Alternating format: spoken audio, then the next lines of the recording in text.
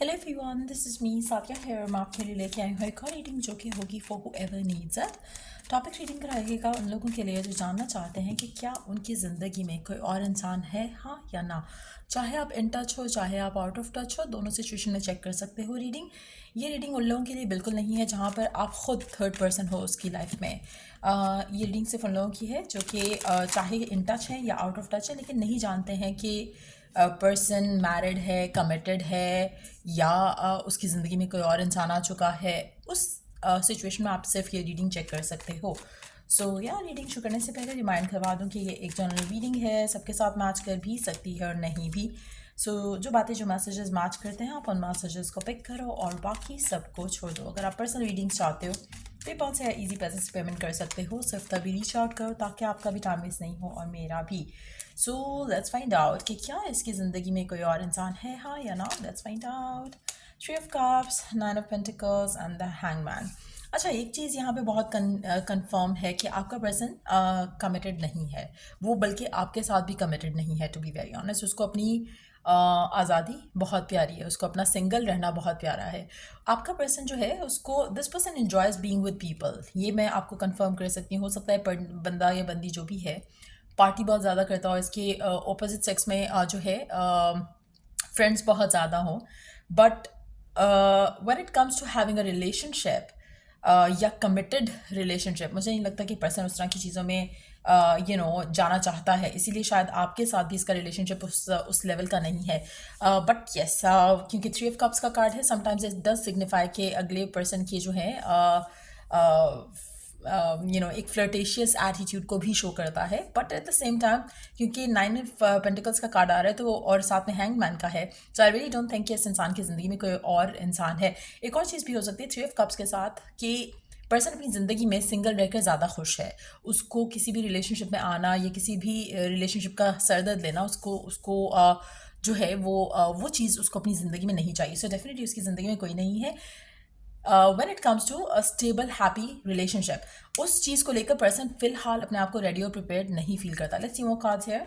The devil confirmed है यहाँ पर ये एनर्जी की पर्सन ऑपोजिट सेक्स के लोगों के साथ इसका फ्रेंड्स भी होंगे और आप में से कुछ लोगों के लिए पर्सन ड्रिंकिंग वगैरह भी करता होगा। और ये शायद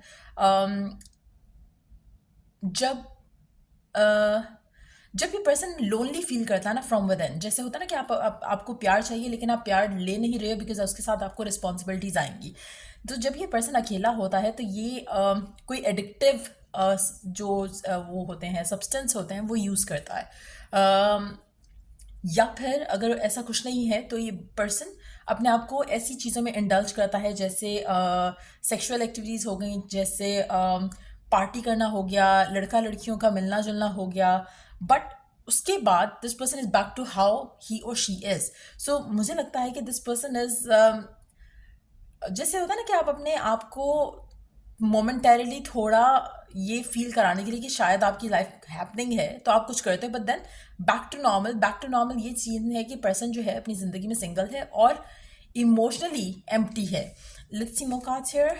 टू ऑफ वांड्स, फिलहाल इसकी लाइफ में कमिटमेंट का इरादा इसका कोई नहीं है। और जो भी ये पर्सन है जिसके साथ भी आप डील कर रहे हो, अगर तो ये पर्सन आपको फॉर ग्रांटेड लेता है, आपको ये पर्सन के साथ नहीं रहना चाहिए। वाई? बिकॉज इस इंसान की एनर्जीज आने वाले टाइम में तो चेंज नहीं हो रही है। आने वाले टाइम में this person is going to stay the way they are.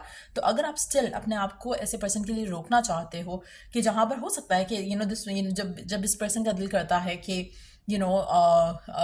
To have someone in their bed और टू हैव पार्टी विद, हो सकता है ये आपके साथ ही टाइम स्पेंड करते हो, लेकिन एट द सेम टाइम उसके अलावा लविंग वे में इस इंसान की ज़िंदगी में कुछ नहीं है। ये पर्सन रेडी नहीं है to give love to anyone. एक और चीज़ मैं मेंशन करूँगी कि लव फीलिंग्स इमोशंस आप जितना चाहोगे ना कि आप इसके दिल में डाल सको, आप अपने प्यार से उसको चेंज कर सको या मेल्ट कर सको उसके हार्ट को, इट्स नॉट गोना हैपन। जब तक ये पर्सन अपना गिवन नहीं कर रहा है कनेक्शन में, कुछ वर्कआउट नहीं करेगा। जब ये पर्सन गिवन करेगा तो हर चीज़ वर्कआउट कर जाएगी, किसी के साथ भी वर्कआउट कर जाएगी।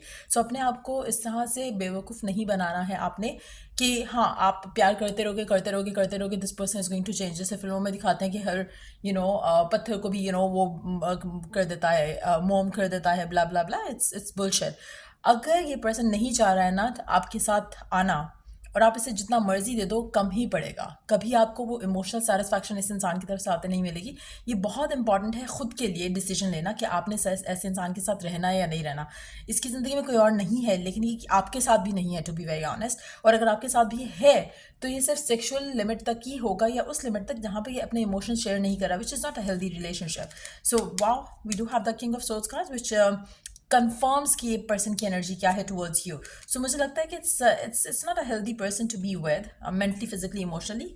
बट येस, फिलहाल तो ये पर्सन की ज़िंदगी में कोई नहीं है जिसके साथ इसका कोई सॉलिड स्टेबल रिलेशनशिप चल रहा है। But the bad news is, चाहे आप इसके साथ हो, कि ये आपको लेकर भी उस तरह से फील नहीं करता जैसे कि आप शायद इसको लेकर फील करते हो। सो मुझे लगता है कि इस पर्सन की गार्ड्स अप हैं, डेफिनेटली अप हैं। सो या लेट्स सी कि गिवन सिचुएशन में आपको क्या करने की ज़रूरत है।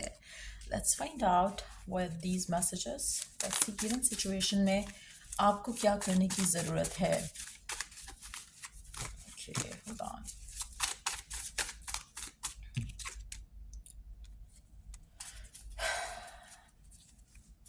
You are my sunshine. आपका पर्सन शायद आपके साथ टाइम पसंद करता है, but at the same time बातों की हद तक आपको ऐसा लगता है, but when it comes to क्या ये पर्सन आपको ऐसे फील कराता है, आई थिंक कि दैट्स नॉट द केस। आपके लिए शायद ये पर्सन सनशाइन हो सकता है, इसके लिए आप इसके सनशाइन नहीं हो। Your life partner is yet to enter in your life. So ये मैसेज है आप लोगों के लिए, कुछ लोगों के लिए, कि पर्सन शायद is not the one that you are destined to be with.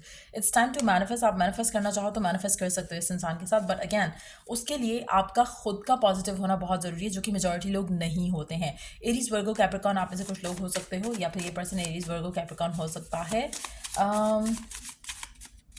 Let me take one card from the bottom, from the middle of the deck. मुझे लगता है कि आपको लगता है कि ये पर्सन के दिल में आपके लिए फीलिंग्स हैं, जैसे आपके दिल में इस इंसान को लेकर फीलिंग्स हैं। But to be very honest, मुझे लगता है कि इट्स मोर लाइक कि आप अपने आप को फूल कर रहे हो, बिकॉज अगर आपका पर्सन आपके जैसा आपसे प्यार करता हो तो वो आपकी तरह ही इस कनेक्शन में गिवन किया हुआ था जैसा आप कर रहे हो। जब आपको किसी से प्यार होता है ना, तो you put effort in that to make it work, जैसे आप शायद करते हो।